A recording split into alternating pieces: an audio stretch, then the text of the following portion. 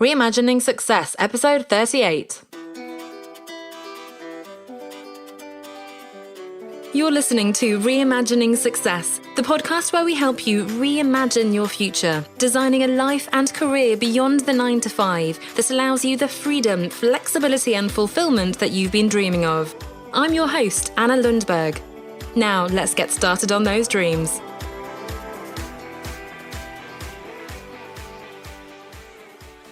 Hello there. Thank you so much for joining me again. I hope you're enjoying this journey as we look at leaving the corporate 9 to 5 and everything that entails.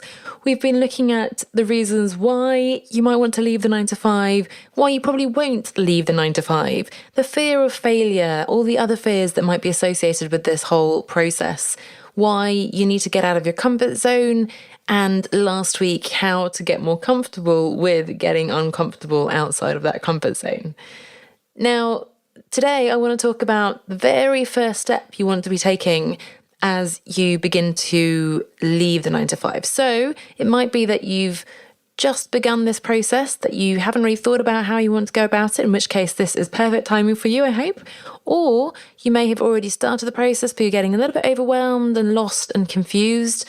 Maybe you're even further down the line, but you're still not quite sure if you're doing the right thing. So hopefully for all of you, this will be an important message to hear. And it's a bit of a shorter one today, I think. And we'll see how much I babble on, but it is a very important one. Just trying to reframe what that first step should be.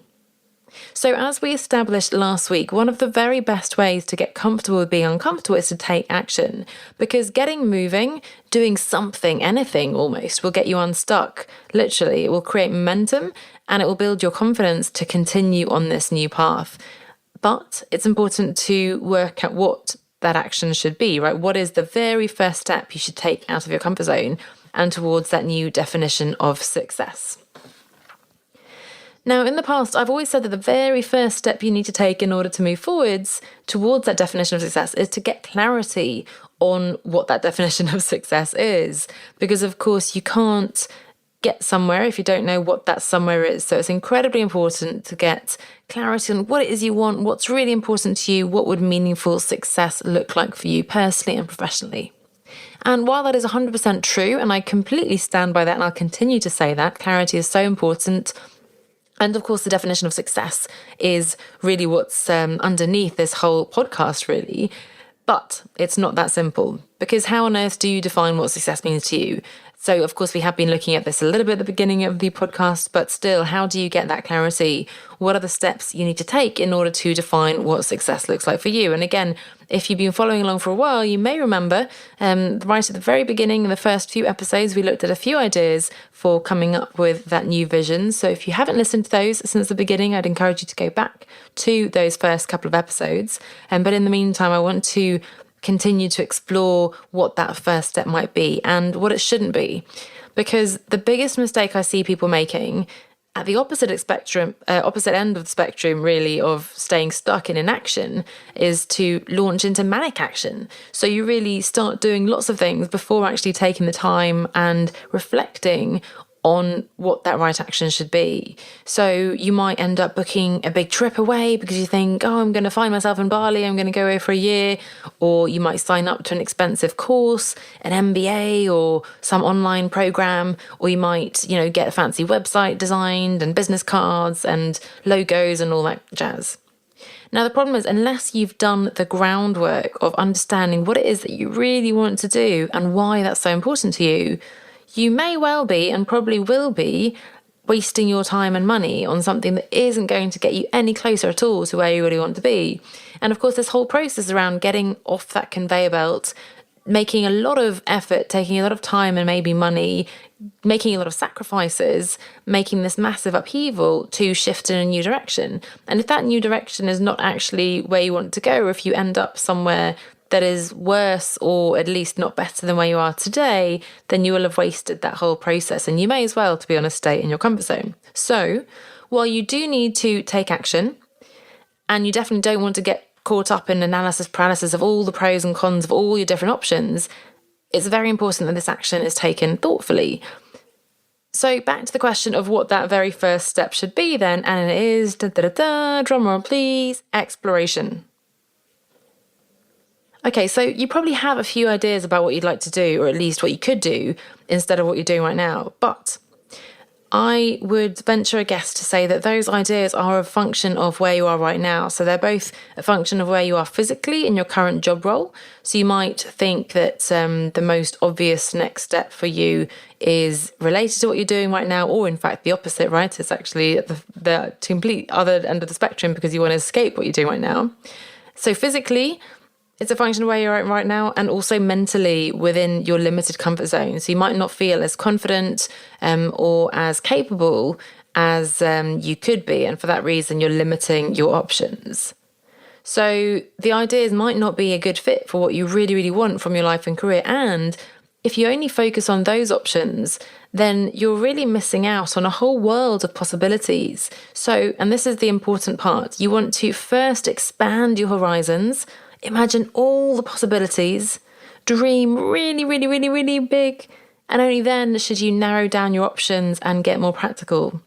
Because another mistake I see people making is to rule things out before they've even considered, is that actually something I really want to do? So they'll get caught up in the how. Oh my gosh, I could never do that. I'm not good enough. I don't have the skill. I don't have the money. How would that possibly work? Before they've even decided on the what. So, there's plenty of time to filter your ideas and work out what's feasible further down the line, but don't start limiting yourself before you've even begun. So just a few examples. You might have always fantasized about publishing a book. Now, don't dismiss the idea as being unrealistic until you've, first of all, reflected on whether this really is a meaningful goal for you and not just a superficial fancy or whim. And secondly, look seriously at what it would take and how you could achieve it if you did want to do it. For example, I always wanted to be a writer, whatever that meant, but I never really did anything about it. And I always allowed that to be like a dream that was collecting dust on the top shelf of my mind. But when I started to explore the process of planning, writing, and publishing a book, it instantly became more feasible.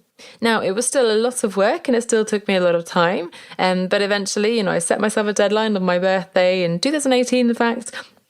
Gave myself that deadline, worked towards it, and boom, I was able to publish that book, Leaving the Corporate 9 to 5. The same goes for launching a podcast. So it might seem incredibly complex, and besides, who would want to listen to you? Why on earth would anyone want to subscribe to your podcast? But don't give up on the idea until you've done your research on the technology and equipment that you would need if you wanted to do it, and really thought about what you could do to make it relevant and interesting for your audience.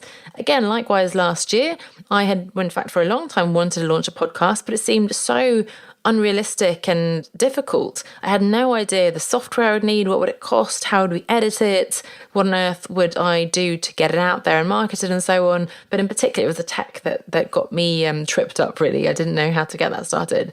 But as soon as I started breaking that down and working with my coach and her program, understanding how she did hers, working with an agency who could then edit my podcast for me, then it became suddenly more feasible. And by the way, also immersing myself in it, right? So joining groups where other people are already doing these things, writing books, publishing books, podcasting, and so on.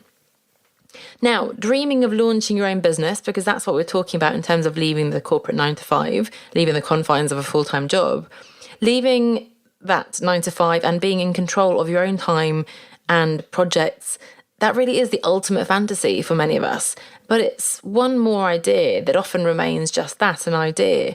Or again, at the other extreme, you might throw yourself into it and then unfortunately give up soon after when you find it's harder than you think. So again, there's two extremes, either, not doing anything about it or doing lots about it, but ending up anyway giving up because you haven't taken the time to really explore what that could look like, should look like, and get the help you need. So as you consider leaving behind everything you know in that corporate comfort zone, the first step has to be exploration. A few questions for you. Who are you and what kind of person do you want to be? How do you want to live your life? What kind of legacy do you want to leave behind? Now, these are huge questions, and I really do not expect you to jot down your answer to these questions really quickly. If you do want to, you can always pause, write down those questions, and then spend some time thinking about that. But of course, we really need to break those down into smaller things, considering, for example, your values, what your ideal day looks like, the parameters within which you want to live your life, what's the difference you want to make in the world, and so on. So you need to break those down. But really, those are the big meaning of life types of questions that we're trying to answer here. And then more practically, some more questions, which are the aspects of your career to date so far that you want to keep, and which are the aspects you want to discard? Because it's easy to turn our backs completely on what we've been doing so far. But first, that's not so sensible necessarily, because we have all that experience. And secondly, you probably don't even want to do that, because there are, I'm sure, aspects of your work that you're doing at the moment that you do still enjoy. What are the skills, passions, and interests you want to turn into business, and what should be kept instead as a hobby? I'm sure I've talked in the past about acting. I always wanted to act, actually, when I was younger. It was something I did at school. After a bit of a hiatus, then I actually did a lot of amateur drama alongside my full-time corporate job. And it was incredible. It was almost a professional level. Certainly the set and the staging and the directing and so on was fantastic. And I loved it. It was a great creative outlet. But at no point as an adult have I actually considered making that my full-time job. So what are the skills, passions, and interests you do want to turn into the business? And what are things that you might want to just keep as an interest and not monetize it? And really practically, do you understand the day-to-day of what it takes to work for yourself? And are you sure you would actually enjoy it? Because, again, I've known people who have quit their jobs or at least taken time off or created a side hustle, run a business, and then found actually they didn't enjoy that, or at least it wasn't what they thought it would be, and they've wanted to go back to their full-time job. So really taking the time to explore if this is something that you want to do before you throw yourself into it. Now, these questions, from the big philosophical meaning of life types of questions right down to that nitty-gritty detail of what your day looks like, really do need to be explored before you turn your back on your current job and lifestyle, before you burn all the bridges, and before you launch yourself into this new work and way of living. So taking your first steps. Now that you know that the first step needs to be exploring who you are, what's truly important to you, I want you to really give yourself a break. Quite literally, because the best way, I think, to get those creative juices flowing is to take the pressure off and create the space you need to get that clarity. While I can give you a lot of exercises, and I will, don't worry, and in my programs, that's a big piece and the very first piece that we do in terms of exploring our values, getting that vision in place, getting that definition of success. But while you can do lots of exercises and those are important, it's really the spaces in between where the magic happens. So as we said last week, it's really helpful to get out of your usual environment, plan a weekend away, go to an event that just sounds intriguing but a bit random. Say yes next time someone suggests doing something you never usually agree to. Listen to a podcast that you think sounds interesting or relevant. Join a group where people are doing exciting things. Be patient, because this is a long process. It will take time. If you want this to be a sustainable change, you really want to give yourself that time to explore, to make sure you know what it is you want to do, again, before you put that time and effort into it. So be patient, follow your curiosity. I think that's a really lovely way of thinking about it. Be curious, think, oh, this seems interesting. I'd love to explore more of that. I'd like to learn about this. I'd like to go and do that. And above all, enjoy the process. Don't rush to get to some imagined destination, that definition of success, ta-da, you have succeeded, because it doesn't exist. It's all around the process. And I'm a big fan of learning. And I have to say that the process, again, which has certainly seen some twists and turns for me since leaving my job in 2013 until now, has been incredible. And if I had waited until this moment today, or if I waited another 10 years until I reached some imagined state of success, that would have been 5, 10, 15 years of wasting my life, essentially, and really putting far too much pressure on myself and not enjoying that journey. So again, being patient, following your curiosity and enjoying that process, because that is, after all, what we're here to do. It's not about that destination. It is about the journey, as they say. Sorry for the cliche. So on that very stereotypical note, but an important one, I wanted to end today. But as I said, one of the things you can do is to join a group, for example. And if you don't have a local network, perhaps, or events, then of course, online groups are a great place to start. And I would always love to invite you to our One Step Outside Facebook group, which is a community of like-minded people who are also exploring what their definition of success looks like and working on achieving that vision in their day-to-day life. So I hope to see you over there.